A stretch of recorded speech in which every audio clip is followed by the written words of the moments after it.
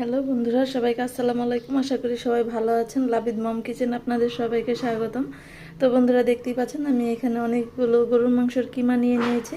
আমি আজকে আপনাদের সাথে যে কাবাব রেসিপিটা হয় সেই কাবাব রেসিপিটা শেয়ার করব। তো আশা করি আপনাদের ভালো লাগবে। তো বন্ধুরা, কাবাব তৈরি করার জন্য এখানে নিয়ে নিয়েছি কিমা, আর এখানে নিয়ে নিয়েছি বুটের ডাল। ডালটা আমি ভিজিয়ে রেখেছি। তো দেখতেই পাচ্ছ কতটা ফুলে গেছে। তো চলো রেসিপিটা শুরু করা যাক। তো বন্ধুরা, একটি কড়াই নিয়ে নিয়েছি। এখন এখানে কিমাগুলো দিয়ে দেব। এক এক করে সব কিছুই দিয়ে দেব ডাল, দিয়ে দেব পেঁয়াজ কুচি প্রায় হাফ কাপ, দিয়ে দেব স্বাদ মতো লবণ, দিয়ে দেব আদা রসুন পেস্ট প্রায় 2 টেবিল চামচ,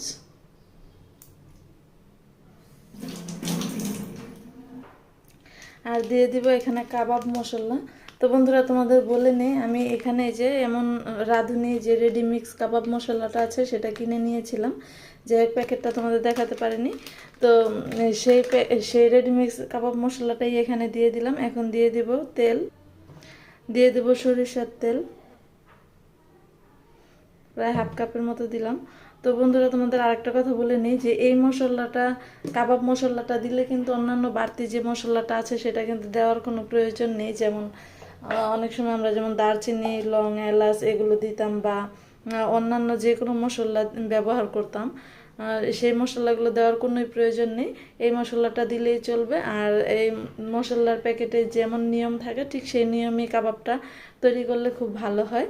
তো বন্ধুরা, আর যাদের ঘরে বা ঘরোয়া মশলা দিয়ে যারা তৈরি করতে চাও, তারা ওই যে আদা রসুন, দারচিনি, এলাচ, তারপরে লবঙ্গ, গোলমরিচের গুঁড়ো সব কিছু দিয়ে তৈরি করতে পারো। ওইখানে একটু জয়ফল জয়ত্রীর গুঁড়োটা দিলে ফ্লেভারটা ভালো আসে। তো বন্ধুরা, এখন আমি এখানে দিয়ে দিব পানি।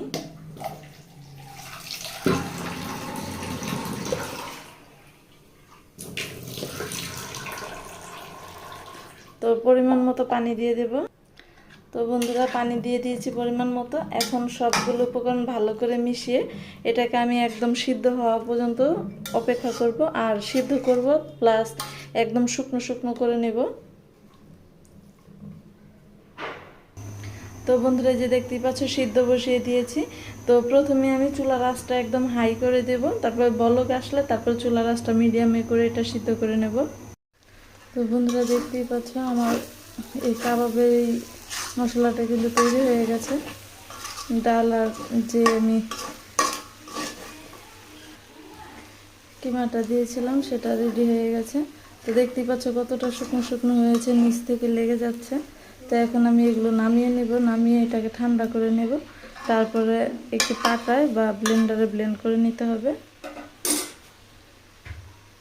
তো বন্ধুরা, দেখতেই পাচ্ছ আমি সবগুলো কিমা একদম এভাবে বেটে নিয়েছি, পাটায় বেটে নিয়েছি। তো তোমাদের দেখিয়ে দিই, তোমরা ভাববে হয়তো মিক্সিতে করেছি, কিন্তু মিক্সিতে করিনি, বেটিয়ে নিয়েছি, যে পাটার ভিতর বেটে নিয়েছি। তো বন্ধুরা, এখন আমি এখানে এক এক করে সবগুলো মশলা দিয়ে দেব। এই যে দেখতেই পাচ্ছ এখানে নিয়ে নিয়েছি পুদিনা পাতা কুচি, আর হচ্ছে পেঁয়াজ কুচি, কাঁচা পেঁয়াজ, এটা দিয়ে দিলাম। দিয়ে দিব কাঁচামরিচ কুচি। কাঁচামরিচটা একটু ভেবে দিতে হবে, কারণ অনেকে কিন্তু ঝাল কম খায়, আর রাঁধুনি মশলাতে কিন্তু পর্যাপ্ত পরিমাণে ঝালটা থাকে। তো এই জন্য বুঝে শুনে দিতে হবে। আর এখন এখানে দিয়ে দেবে যে একটি ডিম নিয়েছি, ডিমটা দিয়ে দিলাম। অনেকে ইচ্ছে করলে ডিমের সাদা অংশটাও দিতে পারেন শুধু। আর এখানে দিয়ে দেবো এই যে বেরেস্তা, বেরেস্তা করে নিয়েছি, বেরেস্তাটা দিয়ে দিলাম। তো বন্ধুরা, এখন সবগুলো উপকরণ আমি মিশিয়ে নিব। তার আগে এখানে দিয়ে দেবো একটু চাট মশলা। তো বন্ধুরা, এই যে দেখতে পাচ্ছ এখন এখানে দিয়ে দিব চাট মশলা 1 চা চামচের মতো। তো অনেক ইচ্ছে করলে এখানে আদা রসুনটা আবার দিতেও পারো, কিন্তু আমি দিলাম না, কাঁচা একটা ফ্লেভার আসবে এই জন্য। তো এখন আমি সবগুলো উপকরণ একসাথে মিশিয়ে নেব। তো বন্ধুরা, চাট মশলাটাও এটাও সম্পূর্ণই মানে অপশনাল, ইচ্ছে করলে দিতে পারো, নাও দিতে পারো, কারণ এখানে যেই রাঁধুনি যে রেডি মিক্স কাবাব মশলাটা আছে সেটাতেই অনেকটা ক্যাপচার হয়ে যায়। আর এখানে আমি যে পুদিনা পাতা দিয়েছি, পুদিনা পাতার ফ্লেভারটা অনেকটাই মানে কাবাবের জন্য একদম উপযুক্ত। অনেকে ধনিয়া পাতা দেয়, ধনিয়া পাতাটা দেওয়া যায়, কিন্তু আমার মনে হয় যে পুদিনা পাতার যে ফ্লেভারটা এটাই ভালো লাগে, কাবাবের সাথে ভালো যায়। তো বন্ধুরা এখন আমি সবগুলো উপকরণ ভালো করে মিশিয়ে নেব। এখানে আর কোনো মশলা দেওয়ার কোনো প্রয়োজন নেই, যা যা দেওয়ার সব কিছুই দিয়েছি। আর আমার কাছে মনে হয় রাঁধুনি যে মশলাটা আছে, যারা একদমই নতুন মানে বানাতে পারে না বা মাত্র শিখছে, তাদের জন্য আসলে যে রাঁধুনি কাবাব যে মশলাটা আছে সেটা কিনে নিলেই বেস্ট হয়। কারণ এখানে অনেক সময় অনেকে ভাবে যে কী মশলা দিব, কিভাবে তৈরি করব, এত চিন্তা ভাবনা না করে জাস্ট এই মশলাটা দিলেই হয়ে যায়। তো বন্ধুরা সবগুলো উপকরণ একসাথে আমি মেখে নিয়েছি। এখন ঠিক এটাকে এভাবে ছোট ছোট করে লেচি কেটে এটাকে গোল গোল করে নেব। এবার ঠিক গোল আকৃতির একটু করতে হবে। এটা কিন্তু ভাজার পরে আরও ছোট হয়ে যাবে, এজন্য একটু হালকা বড় করলেই হবে। জাস্ট ভাজলে যেন অত ছোট মনে না হয়। এই যে ঠিক এরকম করে নেব, এরকম সাইজ করে নেব। তো সবগুলো আমি এরকম সাইজ করে নেব।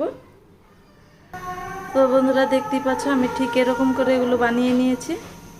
এরকম একটু বড় করে নিয়েছি, যেন ভাজলে যেন অতটা ছোট না হয়, ভাজলে কিন্তু এটা ছোট হয়ে যায় এই জন্য। তো বন্ধুরা এখন চুলায় আমি তেল বসিয়ে দেব। তো বন্ধুরা এই যে দেখতে পাচ্ছ আমি তেল গরম করে নিয়েছি। এখন আমি এখানে এক এক করে সবগুলো কাবাব দিয়ে দেব।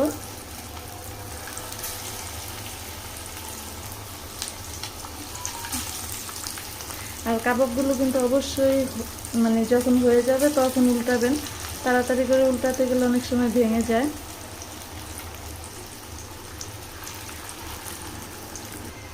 তো বন্ধুরা দেখতেই পাচ্ছ ঠিক এরকম আমি এক পাশ উল্টিয়ে দিয়েছি, ঠিক এরকম লাল করে ভেজে নেব। আর চুলার আঁচটা এ পর্যায়ে একদম মানে একদম হাইও না আবার লোও না, মিডিয়াম আঁচে রান্নাটা করতে হবে। তো বন্ধুরা তোমাদের একটি কথা বলাই হয়নি, যদি আমার ভিডিওগুলো ভালো লেগে থাকে তাহলে অবশ্যই সবাই লাইক কমেন্ট শেয়ার করবে, সাবস্ক্রাইব করবে এবং বেল আইকনে ক্লিক করবে। তো বন্ধুরা তোমাদের আশাই থাকি যে তোমরা সাপোর্ট করলে আসলে খুব ভালো লাগে, খুশি লাগে। তো অবশ্যই চেষ্টা করব তোমাদের মন মতো ভিডিও তৈরি করার। এই যে দেখতেই পাচ্ছ এই পাশটাও কিন্তু হয়ে গেছে, এখন আমি নামিয়ে নেব এগুলো।